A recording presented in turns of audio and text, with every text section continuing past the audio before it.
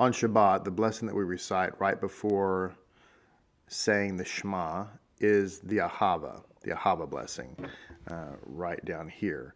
This is found on page 413, is where it begins in your Siddur. I think the women's Siddur is on page, let me see, page 397, I believe. So this is the verse, or excuse me, the blessing we say right before we say the Shema.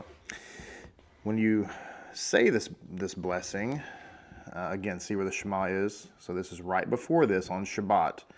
Notice it says here, at this point, gather the 4 tzitzit from your talit gadol between the 4th and 5th fingers on the left hand.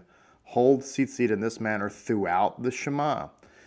We do this when we say, bring us in peace, peacefulness from the 4 corners of the earth. When we say that, you pause in order to gather the 4 tzitzit into your left hand prior to saying the Shema.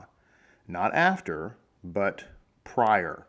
So when you are at the Ahava blessing and you get to this point where it says, bring us in peacefulness from the 4 corners of the earth, the men, this pertains to men, I should mention that, because women don't have a talit gadol and it's not appropriate for them to wear one. So the men gather their 4 tzitzit into their left hand. And then we recite the Shema.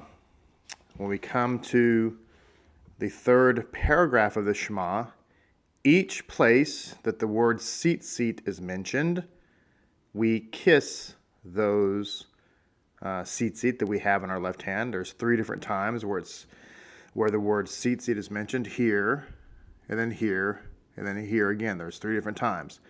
On the 3rd time, it says that you may see it and remember. And when we come to this point, we actually look at the tzitzit and actually do see them. And all of this instructions are here right before this paragraph. So it's always a good idea to familiarize yourself with your Siddur and read the instructions prior to actually davening. That's always a helpful idea. It says, before reciting the 3rd paragraph, the tzitzit which have been held in the left hand are taken in the right hand also.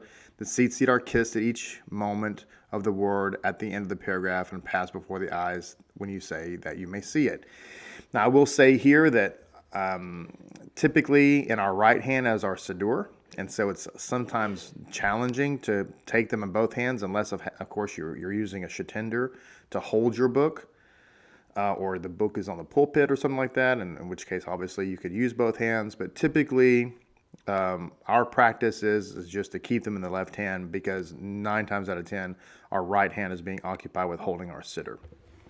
Now, we maintain these. The Hazan says, he actually says in Hebrew, Adonai Elohechem Emet. Nobody says that. So we know it says Hazan repeats.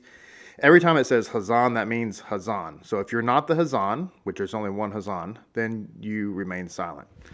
We come here to this paragraph and notice it says, kiss the tzitzit and release them after we say, and delightful forever, right? Delightful forever.